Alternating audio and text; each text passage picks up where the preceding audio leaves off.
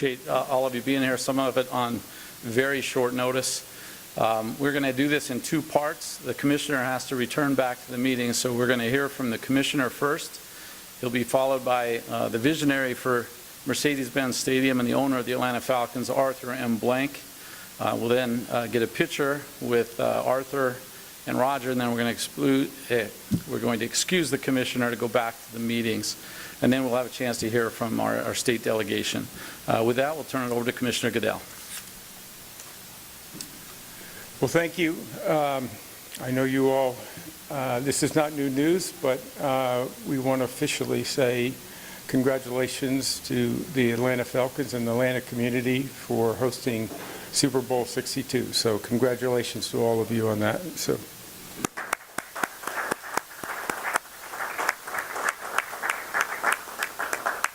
I think this is a huge statement about this community.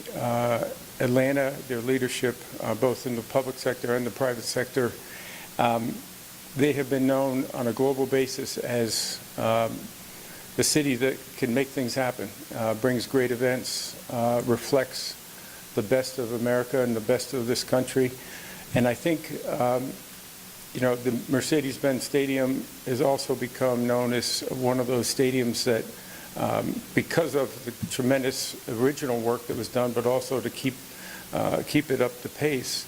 The technology, the comfort for fans, the experience that you get when you come to that stadium is really extraordinary. All of those things, I think, make this a perfect site for the Super Bowl. We couldn't be prouder to have it in the city. We know this is, I think, the fourth time Atlanta will host the Super Bowl.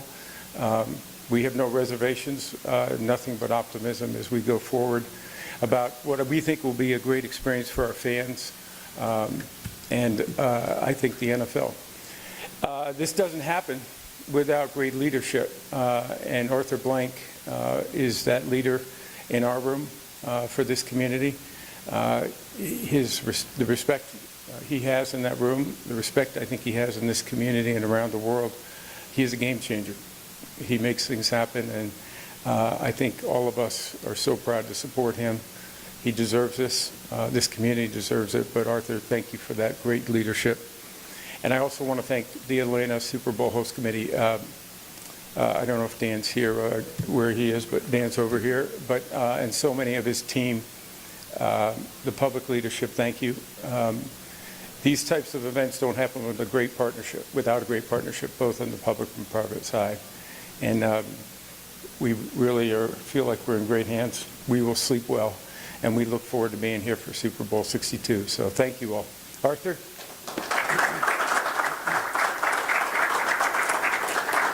I want to thank Commissioner. I've been blessed with working with Rogers, our commissioner, for 18 years now, and his leadership and the leadership of everybody at the league office has been incredible and brought the National Football League to where it is now, and we've been honored to be part of this partnership for 22 years. I want to thank Peter O'Reilly, who's over there in the corner, for all of your work and leadership on this. Dan Corso, I want to thank you for all of your work on it.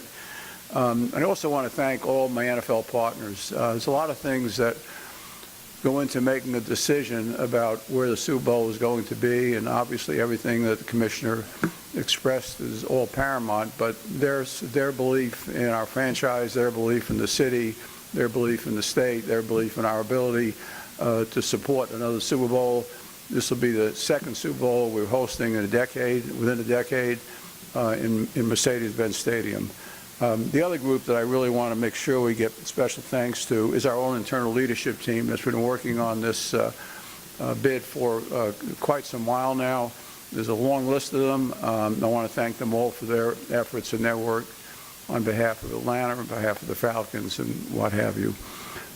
Partnerships happen both obviously in this room that I just came from, but partnerships with the state and the city, and we're blessed.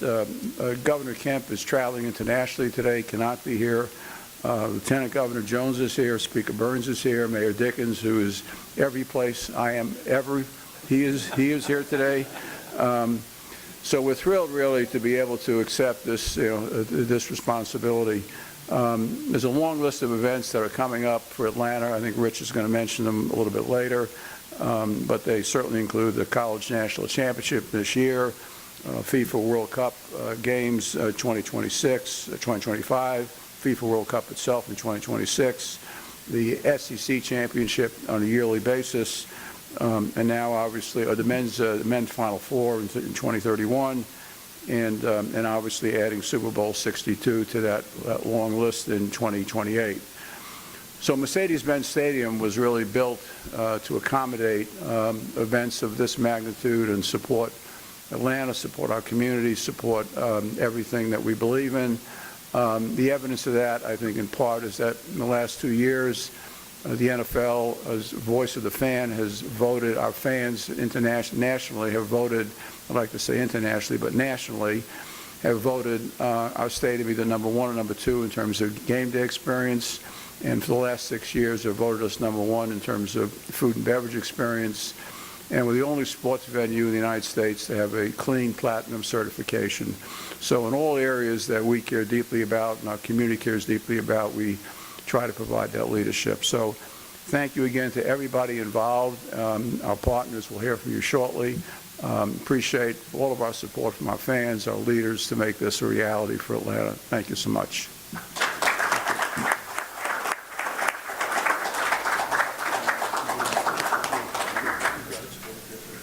Yes.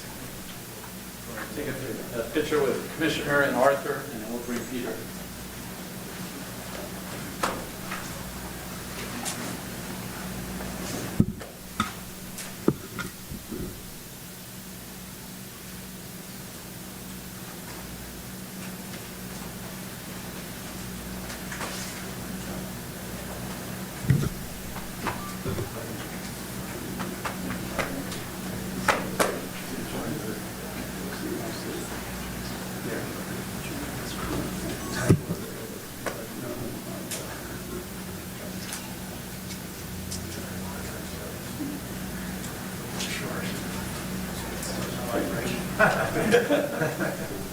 Good.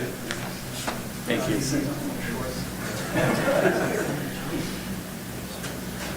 All right, Arthur's only excuse for 15 minutes.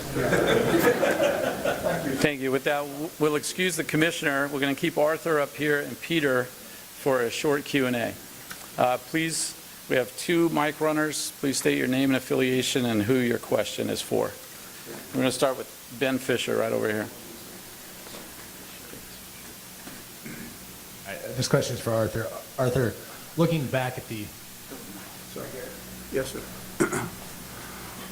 looking back at the Super Bowl in 2019, and now looking ahead to this new one in 2028, what do you expect your team and the city to improve upon from 2019? Something that could have gone better that you expect to get right in 2028? Well, I would say the weather in 2019 was superb.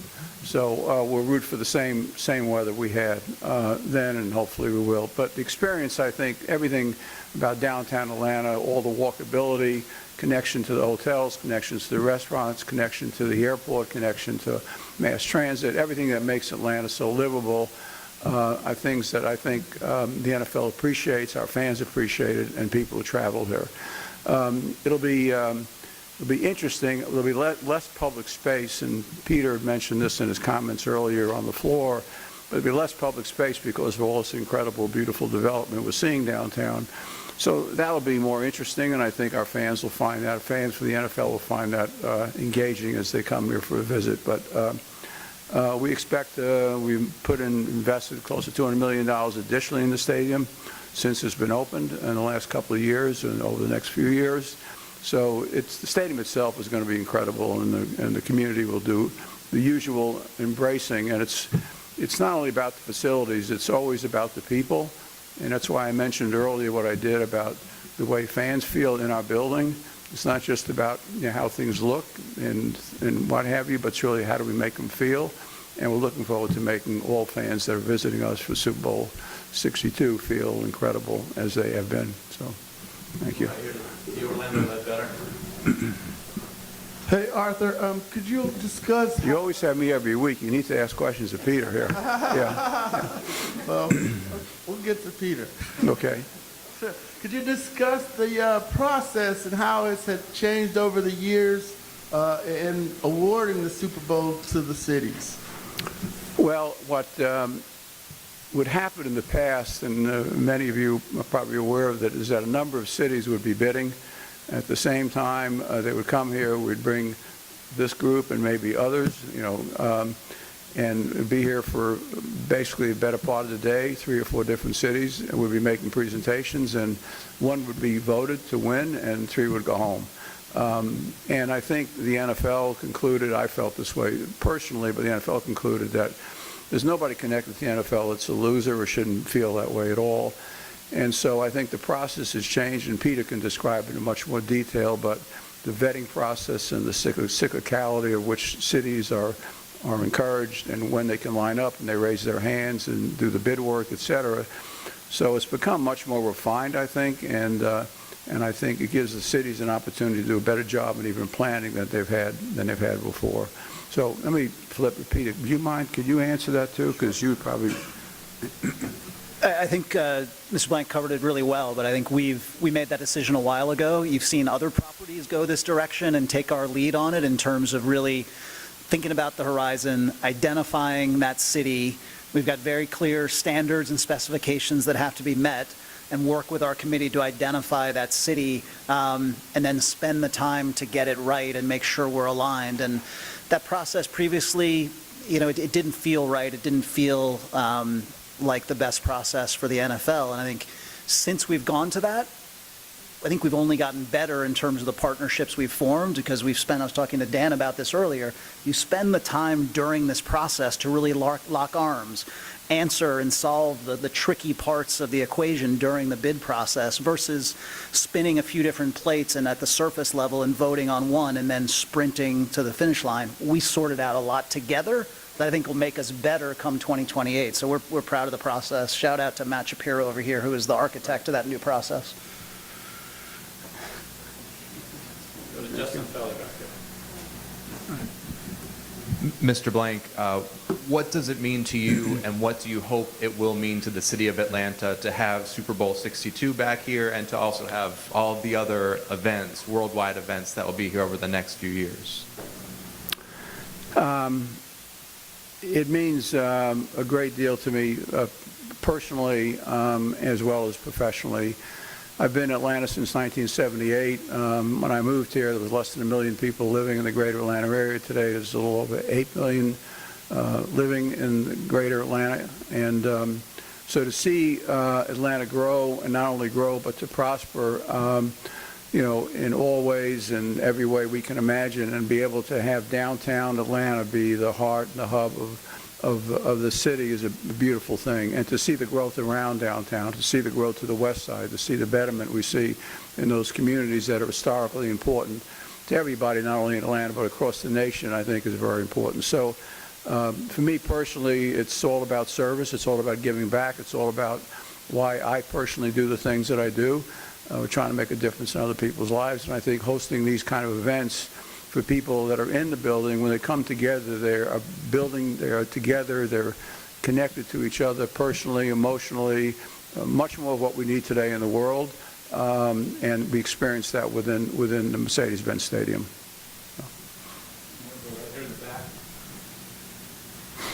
Mr. Blank, a lot of Falcons fans today will see this announcement knowing that the team is sitting atop the division. What do you think the chances are that the Falcons will be playing in this Super Bowl? In this Super Bowl or in 2028? Yeah. So I told Raheem yesterday, Coach Morris yesterday, that we hopefully we're going to get a vote today for 2028. So I expected to play in that Super Bowl and hopefully at least one before. So Raheem, in his own positive way, said we're going to do everything we can to make that possible. But I appreciate the question. Falcons are off to a good start. We have a long way to go. It's 16 games, and we've only played 6 so far, but we're in a good place. Thank you. Right here, the last one. Got to get Peter. Oh, Yeah. Okay. Peter's part of this too. Okay. Thank you. Congratulations, Mr. Blanket. Thank you. What do you anticipate the viewership will be concerning streaming and technology advance by 2028? Okay. That is going to be for Peter. It's an interesting question. I think that Our expectation is that Super Bowl viewership is going to just continue to grow. That world is continuing to change in terms of we want to make our game, our Super Bowl, all of our games as accessible as possible to fans while allowing other platforms, streaming platforms as the alternative. So I think that world will continue to change, and I think we look at it through not just a U.S. lens. This is a global game. The eyes of the world will be on Atlanta for this Super Bowl. So our expectation is we will break viewership records for this game on whatever platform may be part of it. That's always our goal, is to grow every year, but certainly continue to grow the global audience in the ways that they can consume this game at all hours around the world. So obviously the Super Bowl is a viewership event where people come together, people have parties, and really capturing the size of and scale of that out-of-home viewing will be important as we move forward. But it's a changing world, and I credit to the Commissioner, Brian Rolab, Hans Schroeder, and that team who are on the pulse of making sure our fans have the greatest access to our games, inclusive of the Super Bowl on all platforms. Thank you all. Thanks, guys. To pull off a bid like this or even execute the games, it takes a village for sure. Certainly great support from our state and city governments, from our partners at the GWCCA, ACVB, and so many others we can't even name. We're grateful that many of them are here today. We are going to get a chance now to hear from 5 leaders that have played a huge role in this and will continue to as we prepare for all these major events. We'll hear first from Dan Corso, President of the Atlanta Sports Council. He'll be followed by who would claim to be our #1 fan, Mayor Andre Dickens from the city of Atlanta. Then we'll hear from Georgia's Lieutenant Governor Burt Jones, the 75th Speaker of the Georgia House, John Burns, and then Rich McKay, the CEO of AMBSC and the Atlanta Falcons. Dan? Okay, good afternoon, and thank you all for being here. I want to echo what Commissioner Goodell said and congratulate Arthur and the Atlanta Falcons on an incredible accomplishment. You cannot understate the importance of having sporting events in your community. And the greatest compliment a sporting event can give a city is when they decide to come back more than once. And when the Super Bowl elects to come to Atlanta twice within 9 years, it's a fantastic compliment to all of us and to us as a community.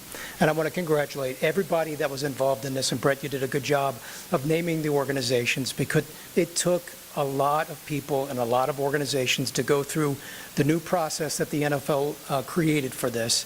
And it was, quite frankly, very refreshing to have things ironed out, planned out, in a place now to when we're awarded today, we can get right to work in the execution phase.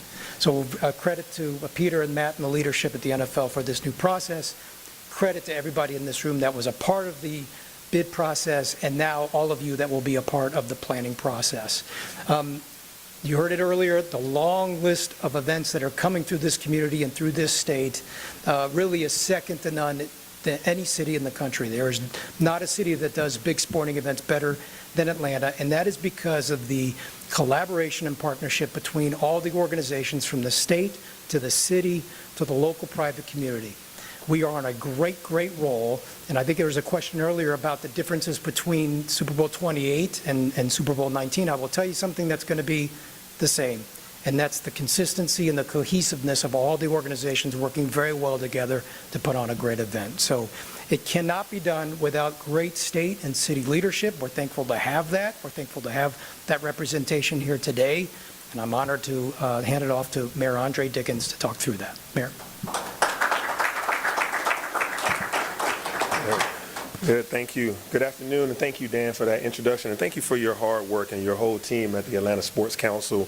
The things that you do to make this type of day possible, really appreciate you guys. I also want to congratulate Arthur Blank for a tremendous job of all that you've done to be able to make this place so wonderful and attractive, and being a great partner to my administration as well as Rich McKay and the whole team with the Atlanta Falcons, and to the Chamber of Commerce, to GWCC, as well as to the Atlanta Convention and Visitors Bureau, and everybody else that has made this possible for us to get into this moment. I also want to thank Commissioner Roger Goodell and the NFL team executives, Peter and all of you, for the work that you've done in choosing Atlanta, reinforcing that what we all collectively know, that Atlanta does big very well. And while I'm here, I'd be remiss if I didn't say, how about them Falcons? Number one in the NFC South. It's been my team since I was born, so I'm excited about this and all things. And as previously mentioned, hosting Super Bowl 62 will make this Atlanta's fourth time hosting the big game, and second time at what is consistently ranked as one of the world's premier sporting stadiums, which is Mercedes-Benz Stadium. So we're excited about that. And it seems like every time I turn around, we're making another announcement about something big like this, which is a testament to Atlanta's rising status as the sports capital of the South, and in my opinion, the sports capital of the entire nation. And of course, we all know about all the events that are forthcoming, and I'm sure Dan has even more that we are going after, and we'll be able to get those too. So I'm grateful for what we're doing, and for this is really also a testament to the city of Atlanta's growth, as was mentioned earlier. For the second year in a row, Money Magazine has named Atlanta the best city in the U.S. to live, and we're home to some of the best colleges and universities, the world's busiest and most efficient airport. The Beltline is on its way to completion. That's attracting people from everywhere, and the list goes on, and I could brag about our city of things that we are proud of here. All of that to say that I believe that one of the many reasons perhaps that people are choosing Atlanta is because of our public-private partnerships and our nonprofit partnerships that we work together. Atlanta is really one big group project, and we do that group project well. Lieutenant Governor Jones and Speaker Burns can attest to that. Regardless of our ideology or politics, the city of Atlanta will partner with our federal, state, and local agencies and work tirelessly on behalf of Atlanta and the metro region and the entire state of Georgia. And our administration will certainly work day and night for the best interests of Atlanta. My COO is here, along with our City Council President Doug Shipman and Councilmember Amos, where the stadium resides. We are a welcoming city, a city that's rich and diverse, and is very reflective of the country at large, larger than most any other city in the United States. And we continue to make investments in our transportation and our infrastructure to support these things. So all that combined with world-class venues and hospitality to make us a thriving ecosystem here in Atlanta. And so it proves that we are ready. We'll be ready in 2028 for the 62nd Super Bowl, and back to the Mercedes-Benz Stadium. So again, I thank Commissioner Roger Goodell and the whole NFL league executives for their faith and confidence in this great city. And with that, I'm pleased to introduce Georgia's Lieutenant Governor, Burt Jones.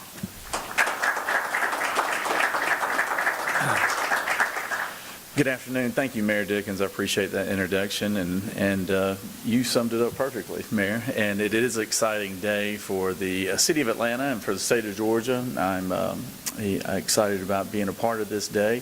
Dan, wonderful job with you and your organization. Metro Chamber, great job. But would like to thank the NFL and all the hard work that they have done, and also the NFL leadership, ownership that that voted for Atlanta for the second time in a decade. And I appreciate all the state and city leadership that we have here today. But make no mistake about it, the credit, there's always got to be a visionary, and there's always going to be somebody who sees the big picture and what a city could look like and what it can do if it does have a collaborative effort, and that is Mr. Arthur Blank. So I definitely want to give you a big thanks, Mr. Blank. You have really taken this franchise and made it not only a community partner, but made it something that we're all very proud of here. So you've got a great team around you. I know Rich McKay and others have been with you a long time, and we appreciate the interaction that we have with this organization, Atlanta Falcons organization, and because like I said, something like this, it takes all parties pulling together, and these are exciting projects that I think everybody can wrap their arms around and really bear down and we be successful in getting it done. So thank you again. I appreciate, like I said, being here today. On Mayor Dickens, appreciate the introduction. And Speaker of the House, John Burns, another great partner here. Thank you.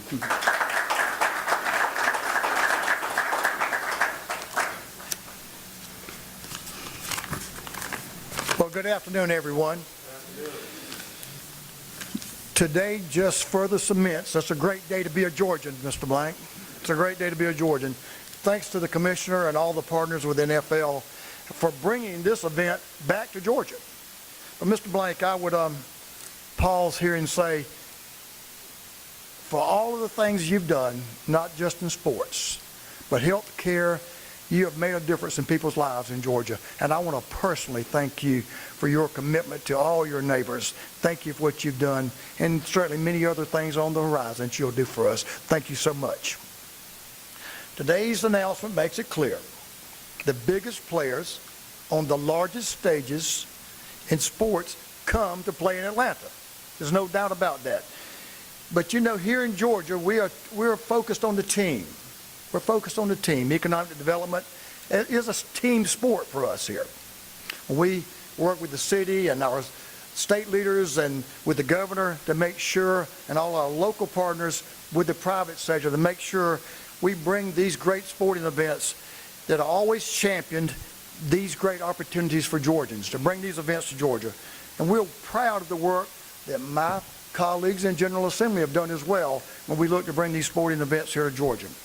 In 2022, a gentleman here in the audience, Chairman Wiedauer, sponsored and extend the state sales tax exemptions on tickets for major sporting events. It would help play a major part of bringing these sporting events to Georgia. We're proud of you, Chairman Wiedauer, and your work there. We're also proud of the work we've done in the General Assembly in conjunction with the Lieutenant Governor and the Senate. Chairman Hatchett, Chairman of Appropriations in the House, is here, along with our friends in the Senate, our colleagues, to appropriate nearly $30 million to assist with public safety, transportation, and other critical infrastructure pieces that are necessary for a national championship game to come here, for a World Cup to be here. So we're very proud of our partnership with the private sector and the work that the members of the General Assembly have supported over the years. Hosting these events takes an incredible amount of coordination between the local and state law enforcement.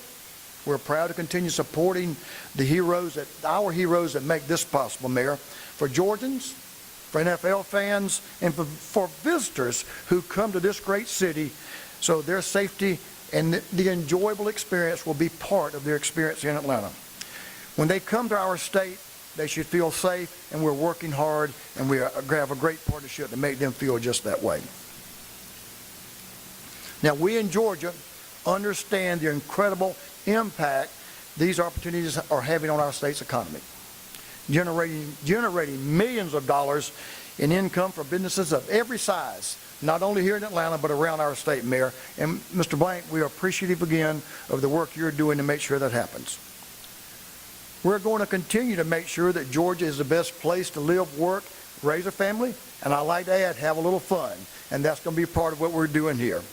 Georgia is and will continue to be the #1 business environment that focuses on and provides a many world-class venues for sporting opportunities from around the world, and we're very proud of that. And I want to thank everyone that's had a hand in making this happen. It's a great day for Georgia. It's a great day for the Atlanta Falcons, and we're just very proud of what we're announcing here today. And then I'll turn it over to the face of the Falcons, Mr. Rich McKay, one of the faces of the Falcons. Thank you. All right, thank you, and I'm happy to be here and not talking about the kickoff.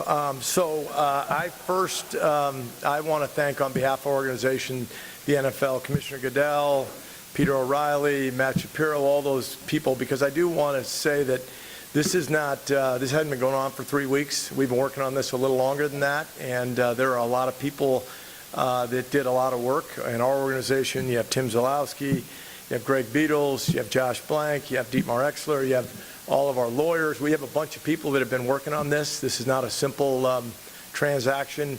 We have the Congress Center that is our partner and our landlord. They play a big part in this and making their facilities available, so thank you to all of them. Mayor Diggins said that he refers to downtown Atlanta and Atlanta as a group project. I think you saw today it's a group project that goes statewide, and I think that is really what sets us apart and what makes us different and gives us the ability to host all these events.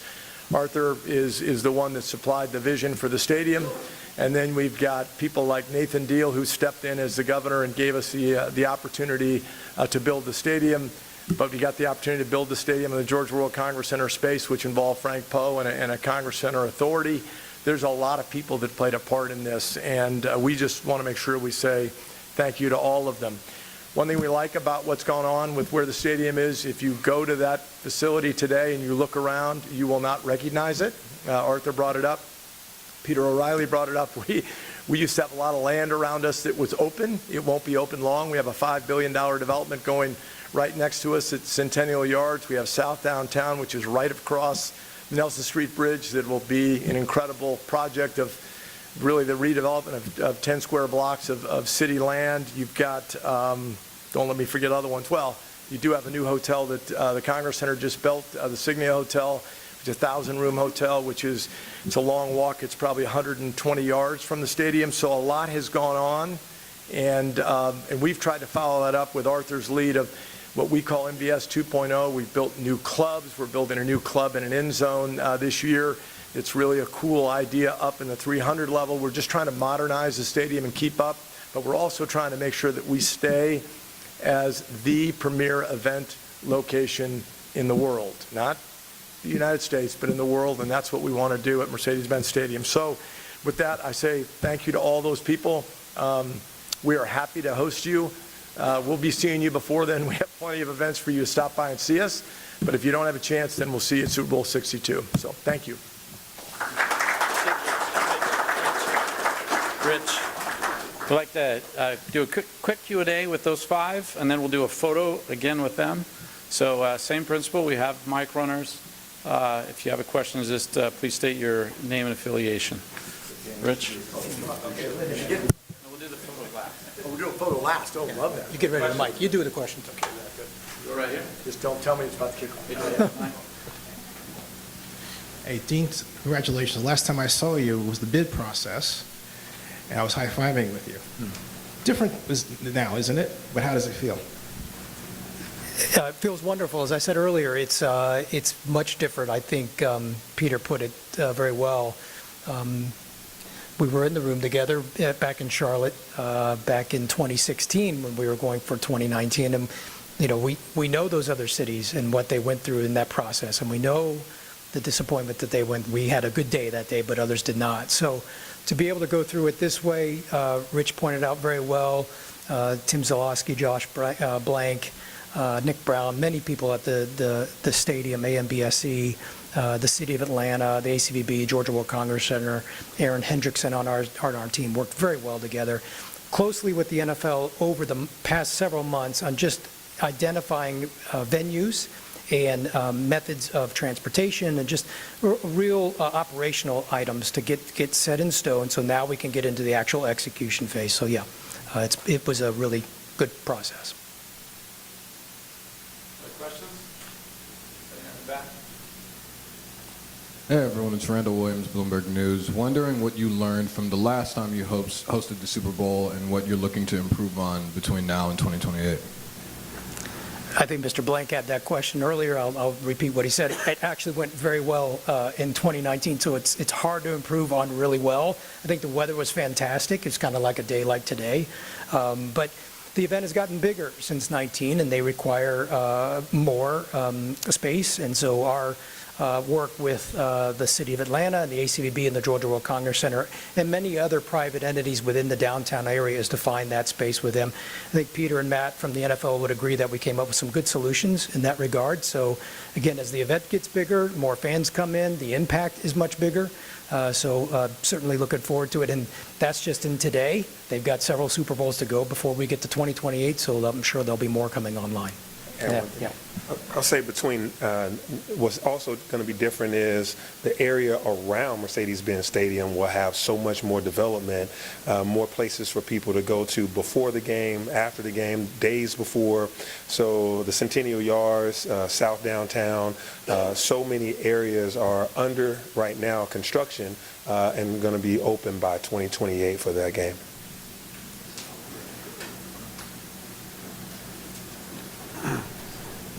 Apologies if this is a bit preliminary, Mr. Mayor, but do you have an idea or plan? Because generally the city has its own Super Bowl-related events, and nonprofits can benefit from it as well. Do you have a plan for that as well? Thank you. Today's plan is celebration. Tomorrow, we'll start thinking about that. But today, we're just excited to be chosen for this awesome event. Right now, we are in the planning of the World Cup, FIFA World Cup. So some of the things that we're going to be doing for FIFA World Cup around engaging the communities around Metro Atlanta, those elements, will take those learnings and activities and do some of those for the Super Bowl. We want these events to happen with Atlanta, not just to Atlanta. So basically, people can enjoy, even if they don't go into the games themselves, they can have a good fan experience all around. And so that's something for nonprofits and small businesses too.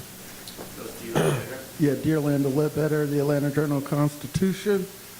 For Rich, I was going through the old files. They were, it was a $46 million number last time in Charlotte, and businessmen contributed. What was the contribution this time, and anybody, if they have the economic impact of the 2019 Super Bowl? I'm not sure that we have an economic impact in our back pocket. We'll do one. I know we're in the process of doing one now again on the World Cup and trying to make sure that we publicize that number so people know how big the impact is. And then your other question was about, the price of these events to the operators is not going down. And if you would like to talk to Mr. O'Reilly about that, that would be great. But I will say that the beauty of Atlanta is we've always been able to host these events and do it in a very group fashion between the corporate community, between us. That's what we'll do again. And as was brought to either by the Speaker or Lieutenant Governor, the House and Senate and the Governor signed a bill that exempts the sales tax on tickets, which is another thing that's required by these big events. And they did that for us, so we've got that already banked. So we're good to go. We'll figure out what that number is, and we'll probably not tell you.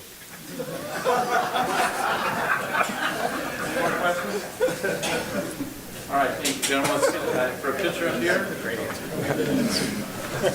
We can't tell.